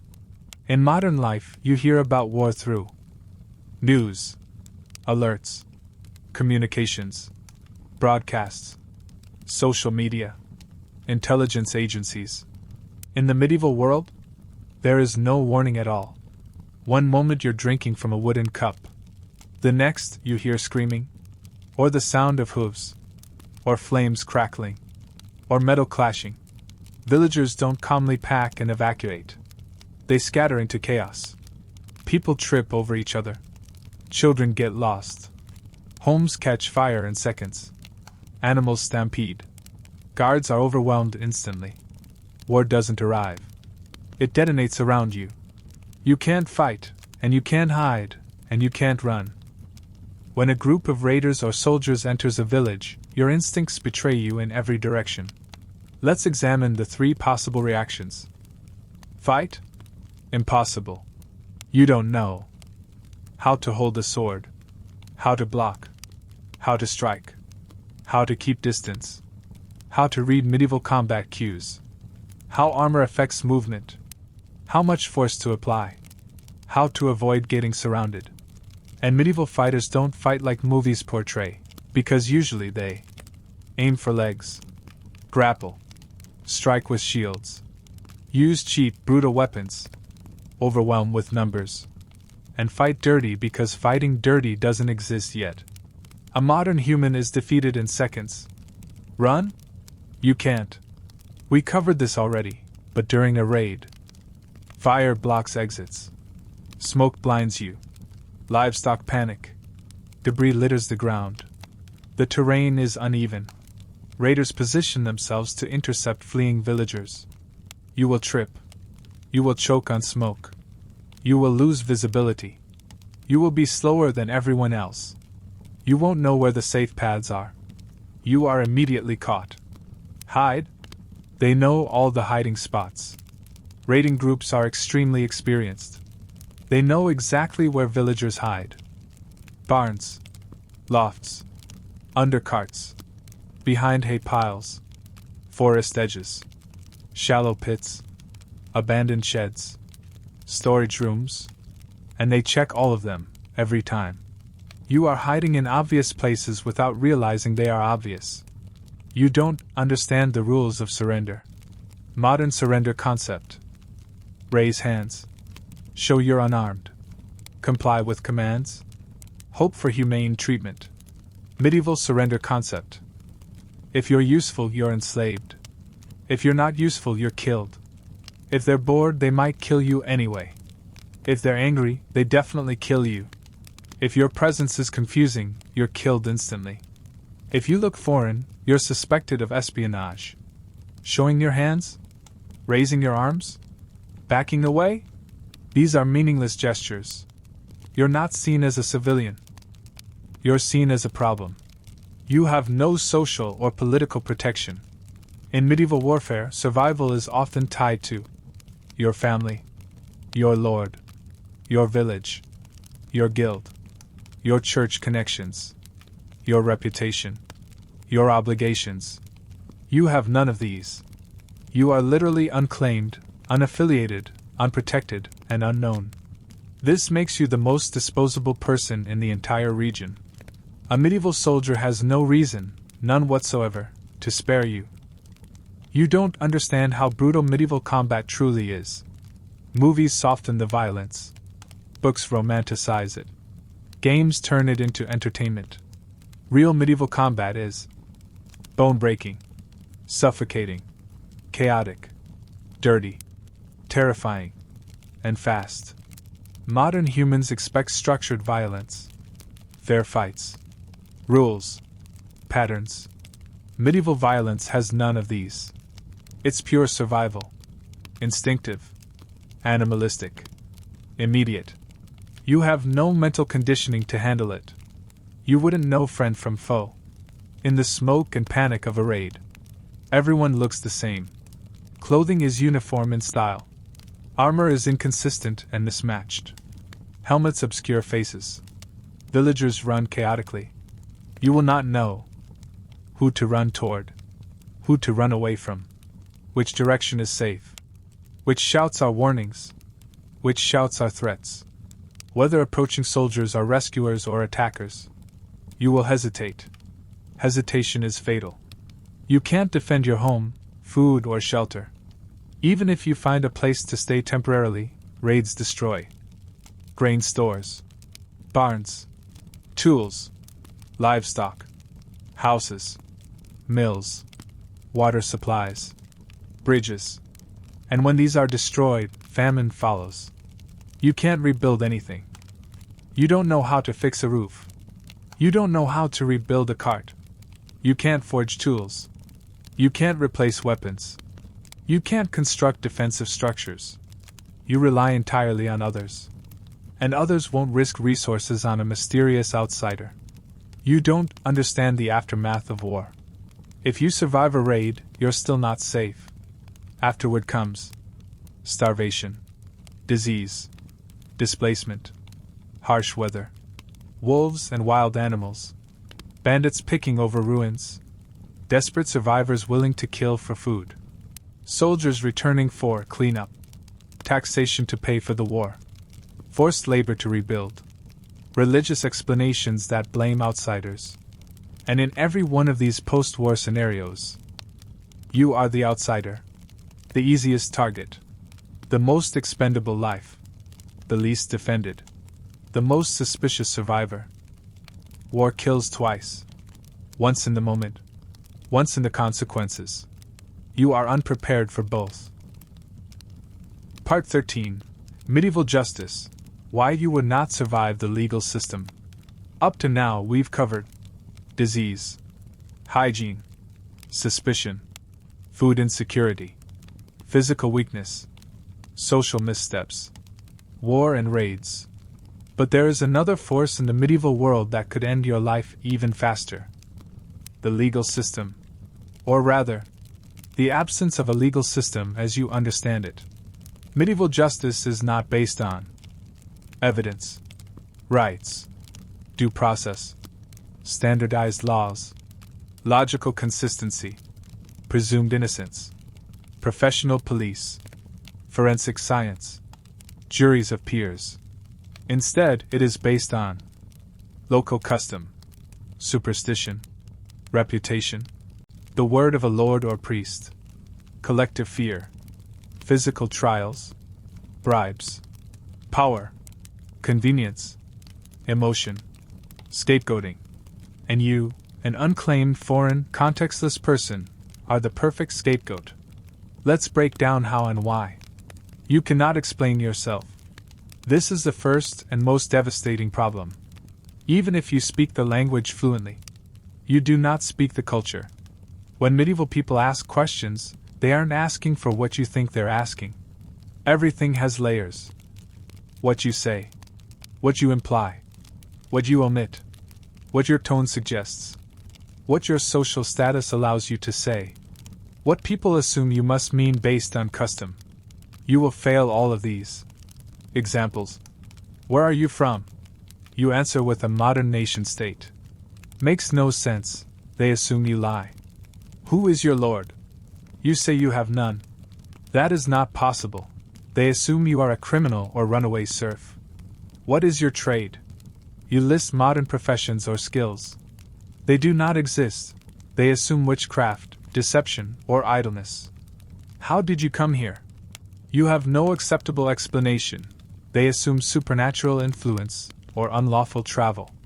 Every answer you give is suspicious. Every clarification you attempt makes it worse. You sound incoherent because your worldview is too modern to convert into medieval vocabulary.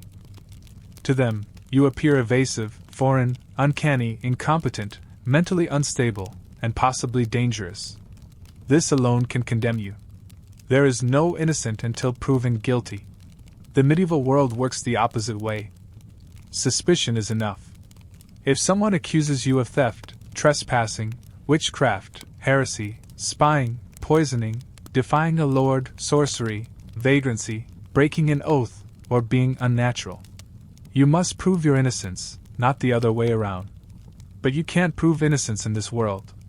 You have no documents, no witnesses, no reputation, no community support, no lord to vouch for you, no family to defend you, no money to bribe officials, no understanding of the customs that define guilt.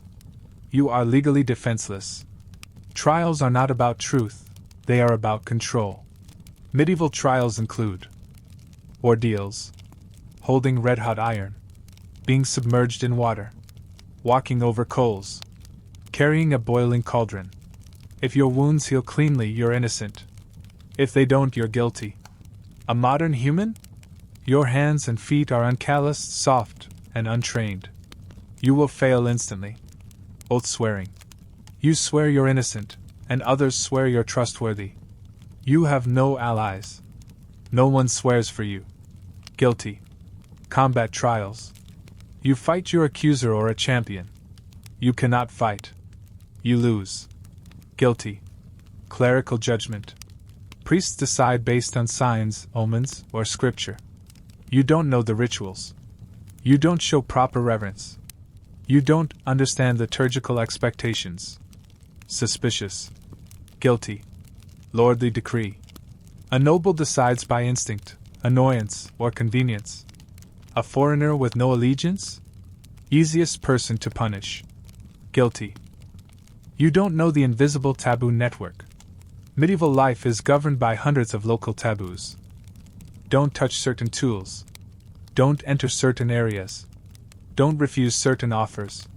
Don't eat before others of higher status. Don't look directly at nobles. Don't step on particular thresholds. Don't speak during certain rituals. Don't touch holy objects. Don't interfere with livestock. Don't move community markers. Don't collect wood from specific groves. Don't walk alone at night. Don't wear unusual clothing. You will unknowingly break these rules within hours. And when you do, people don't correct you. They don't explain. They denounce you. Because a person with no ties and no protection is the easiest target. Even your knowledge is suspicious. Modern education gives you common knowledge that makes you seem supernatural. Examples. You know the earth is round. Suspicious. Heresy. Sorcery. You know how diseases spread. Impossible for peasants. Witchcraft. You know future historical events. Unnatural. Dangerous. Devil-influenced. You know how machines work that don't exist yet. Madness. Possession. Deception. You know too little about everyday medieval skills. Useless. Lazy. Suspicious. Beggar class. Either way, knowing too much or too little, you provoke legal scrutiny. Punishments are brutal, swift, and terminal. If you are found guilty, the punishments are not mild. They include hanging, stoning, whipping, branding, public humiliation, mutilation, imprisonment in squalid pits, banishment, which is simply death by exposure, burning, drowning, enslavement, forced labor, and being pressed under stones. And remember, guilty is the default. Innocent must be proven. You cannot prove it. You are the perfect person to blame for anything that goes wrong.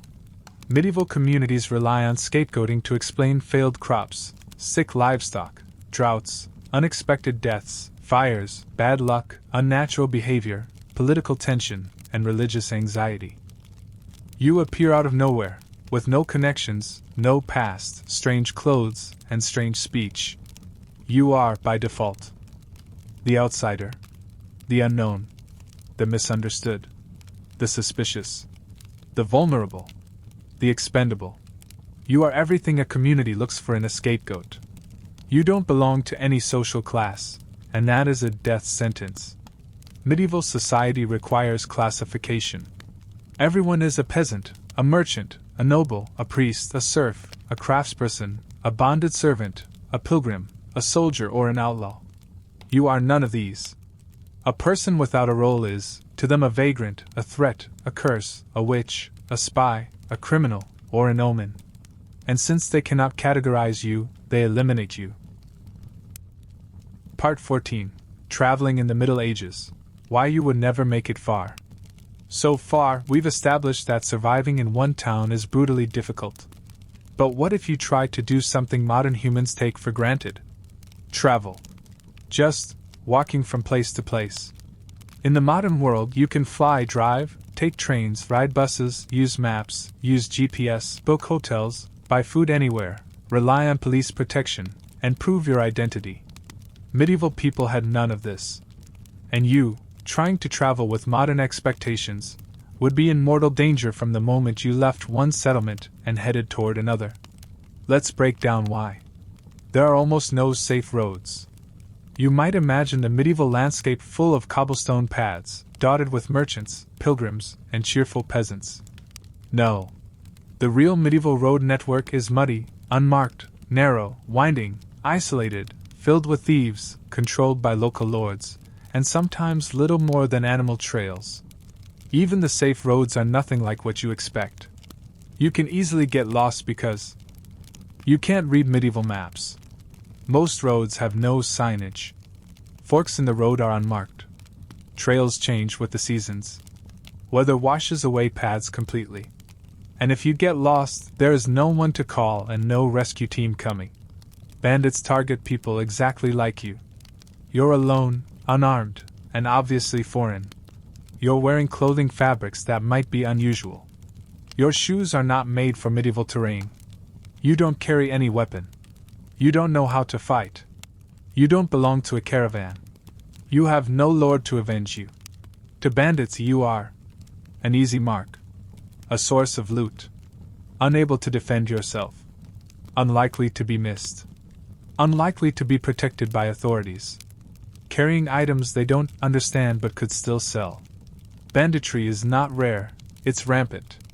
And unlike movies where bandits threaten you dramatically, medieval bandits don't negotiate. They ambush. They strike fast. They kill if you resist. Sometimes they kill even if you don't, simply to avoid witnesses. You cannot prove that you are not a spy. This is a problem you would never expect.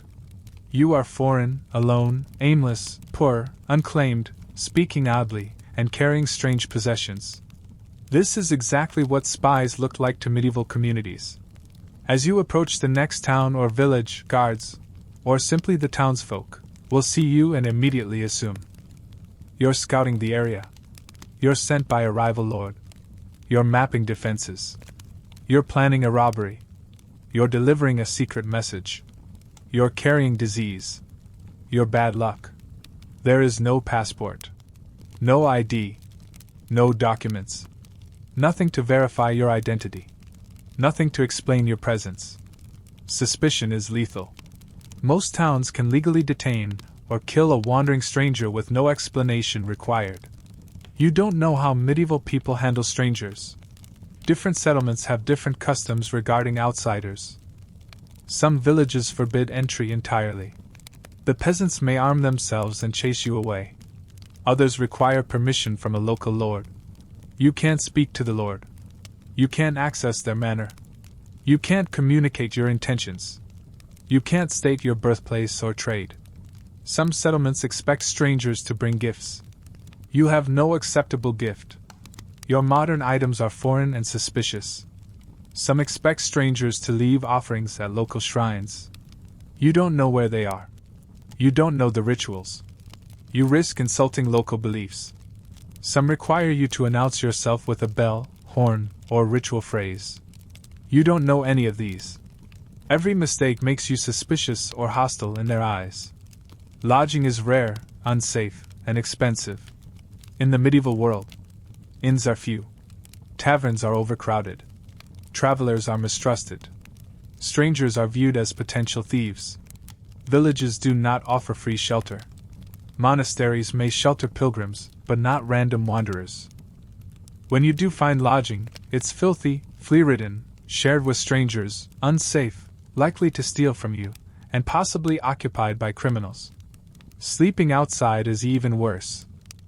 Wolves, wild boar, aggressive dogs, bandits, exposure, freezing temperatures. You don't have medieval survival skills. Fire making, shelter building, water purifying. You can't pay for anything. Money is a nightmare for you. Medieval currencies vary by region, by lordship, even by village pennies, groats, florins, pfennig, shillings, and marks. Weights vary. Purity varies. Minting varies. Even medieval people are often confused. You, with no medieval coins, cannot buy food, rent a room, hire a guide, pay a toll, purchase clothing. or travel safely. Your modern money is worthless and suspicious. Your modern belongings are nonsensical and ominous. Travel requires resources you simply don't have. Weather alone could kill you.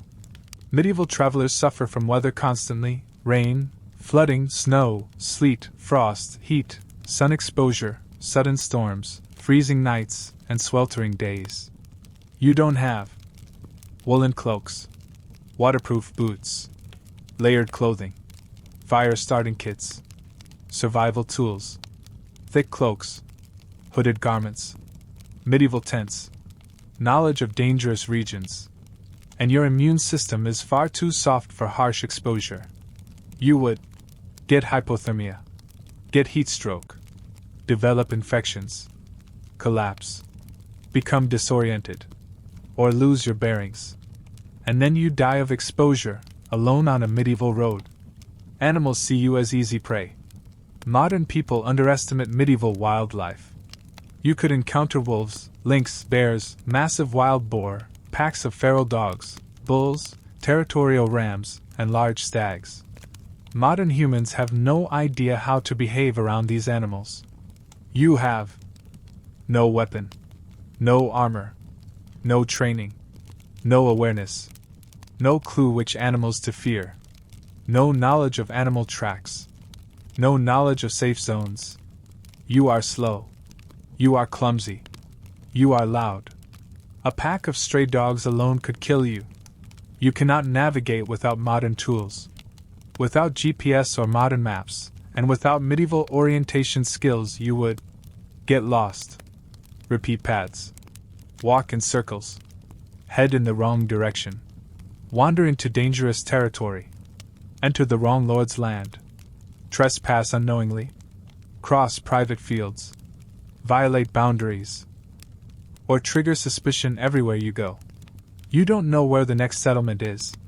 You don't know which forests are haunted by bandits. You don't know which areas are plague-infested. You don't know where roads are seasonal. A medieval traveler knows the land from birth. You do not. You are alone, which is fatal. Medieval travel is almost never done solo. People travel in merchant caravans, pilgrim groups, military escorts, family units, or lordly retinues. You have none of these. Traveling alone is not brave. It is suicidal. You immediately broadcast, "I am undefended, unclaimed, unprotected prey," and the world responds accordingly. Conclusion: why you would not survive in medieval times. By now, after walking through every aspect of medieval life, the health hazards, the lack of medicine, the brutal justice system, the constant violence, the rigid hierarchy, the grinding poverty, the unforgiving winters, the social suspicion, the psychological collapse, a picture has formed. A picture not of fantasy, not of adventure, not of some romanticized past, but of a world that crushes you before you even understand its rules. Because the Middle Ages are not built for you. A body unprepared. Your immune system expects antibiotics, clean water, and sanitized environments. Medieval life offers dirt, animals, rot, bacteria, infestation, parasitic disease, contaminated water, no hygiene, no medical knowledge. Your body would fail quickly through infection, disease, or injury. A mind unprepared. Your mind expects privacy, comfort, freedom, entertainment, choice, personal identity, emotional space. Medieval life gives you none of that. You would be isolated, misunderstood, frightened, mistrusted, and trapped in a society whose values conflict with every instinct you have. Your mental resilience would collapse long before your physical strength does. A skill set unprepared. In your world, survival means paying bills, driving a car, typing, texting, searching the internet, using tools made by experts. In medieval life, survival means growing food, repairing shelters, making clothing, tending fires, knowing local politics, understanding religion, surviving weather, fitting into a rigid hierarchy. You have none of those skills. You would be useless in a society where usefulness is the only protection a person has. A world that rejects you. Ultimately, medieval society would see you as a stranger, a threat, a burden, a foreigner, a witch, a liar, a spy, a nobody. And that alone could get you imprisoned, enslaved, tortured, or killed. Modern humanity is not designed for this life. We are softer than medieval humans, not weaker in spirit, but adapted to a world that protects us from the raw brutality of nature and disease. Our bodies are different. Our expectations are different. Our culture is different. Our instincts are different. We are creatures of comfort. They were creatures of necessity. It's not your fault, it's evolution, technology, and time. You're not supposed to survive in medieval times. The world you were shaped for is one. With medicine. With sanitation. With scientific understanding. With laws. With human rights. With global communication. With stable food supplies. The Middle Ages are not your world. They are an entirely different human reality, one we crawled out of, painfully, over centuries. The final truth. If you were dropped into the Middle Ages, you would not find adventure. You would find fear. You would find hunger. You would find illness. You would find suspicion. You would find suffering. And eventually you would find death, quickly, brutally, and anonymously. Medieval life is fascinating to study. It is rich, complex, filled with history, innovation, and resilience. But it is not survivable for the modern mind, the modern body, or the modern spirit. And that, more than anything, is why you would not survive in medieval times.